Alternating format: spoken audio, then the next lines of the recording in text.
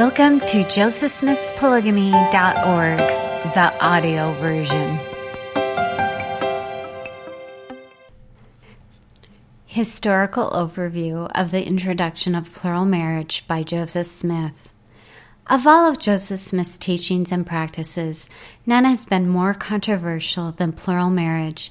Historian Jesse L. Embry postulated an explanation. Polygamy has an enduring hold on the American imagination for a number of reasons. Its linkage of spiritual claims and sexuality combine two of the strongest human motivations. It has the association of exotic cultures and bizarre practices. The historical record plainly indicates that the prophet married women polygamously and encouraged other men to do likewise. Below is a brief historical overview. Joseph Smith organized the Church of Christ, now the Church of Jesus Christ of Latter-day Saints, on April 6, 1830. Historical documents indicate that by the end of the following year, he had concluded that polygamy could be acceptable to God, but he also indicated that he was not then permitted to practice it. In Kirtland, Ohio, in the 1830s, probably 1835 or early 1836, he experienced his first brief plural relationship with Fanny Alger, who was providing domestic help in the Smith household. In 1837, church members left Ohio to live in western Missouri, but they were driven out of the area by 1839. After settling a small Illinois hamlet on the Mississippi River, which he renamed Nauvoo, the prophet slowly introduced plural marriage to select church members beginning in late 1840. Called a sealing, Joseph Smith's first polygamous marriage in Nauvoo and second overall occurred on April 5, 1841. During the next 17 months, he was sealed to more than a dozen plural wives.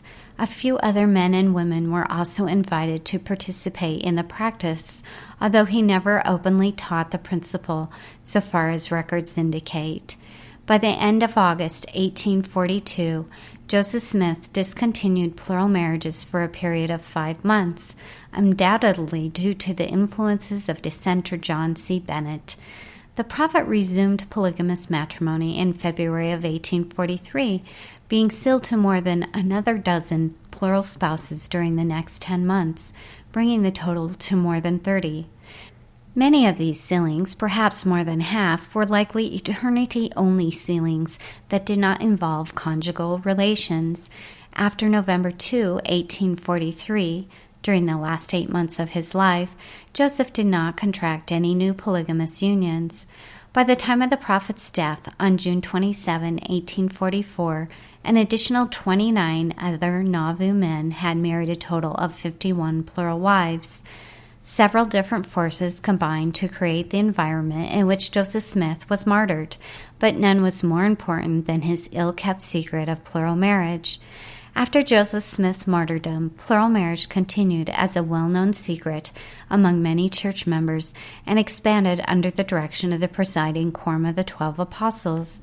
Brigham Young controlled all new sealings, employing this critical Joseph Smith teaching of only one man on earth having the power to authorize plural marriages as a means to emphasize continuity in leadership, build internal unity, and link the practice with the more visible public symbol of the temple.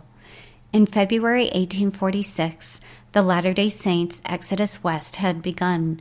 Pausing for another year on the Iowa frontier, they bade the United States goodbye in 1847 and were soon in an area where plural marriage could be openly practiced and U.S. laws could not be enforced.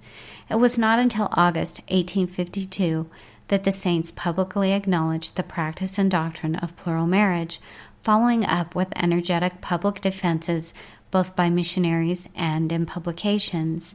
10 years thereafter came the first federal legislation against polygamy, with more to follow. The government stepped up its anti-polygamy campaign until 1890, when the U.S. Supreme Court upheld laws that disenfranchised the church and confiscated much of its property. With missionary work and temple work hindered, Church President Wilford Woodruff issued the 1890 Manifesto, removing the mandate to continue contracting new plural marriages among the Latter-day Saints.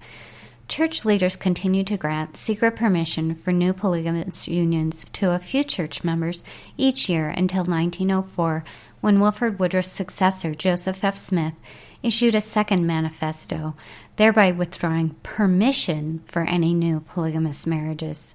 After repeated warnings, church leaders began in 1909 to take action against the membership of those who continued to enter new plural unions. Over about 20 years, scattered individuals in and out of the church attempted to practice plural marriage without permission from the church president. Between 1904 and the 1920s, no organization existed among these maverick pluralists, nor did they assert the possession of special priesthood keys that transcended church authority.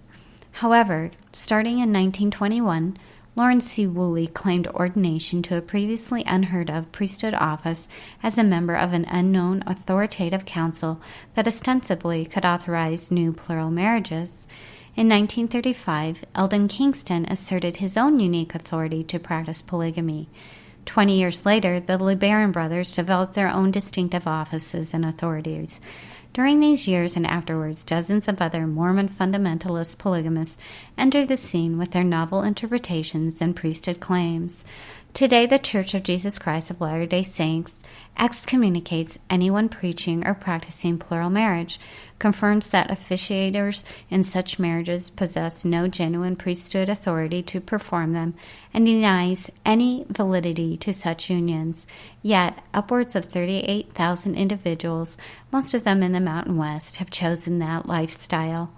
Latter-day Saints practiced polygamy between 1830 and April 1904, but the current marital standard in the church has come full circle. The early 1830s standard of strict monogamy extended to permit polygamy of select individuals. Then in 1852, plural marriage was officially considered permissible to all church members. 38 years later, the directive was removed through the issuance of the 1890 Manifesto, but plural unions were still secretly permitted on a limited basis for 14 more years.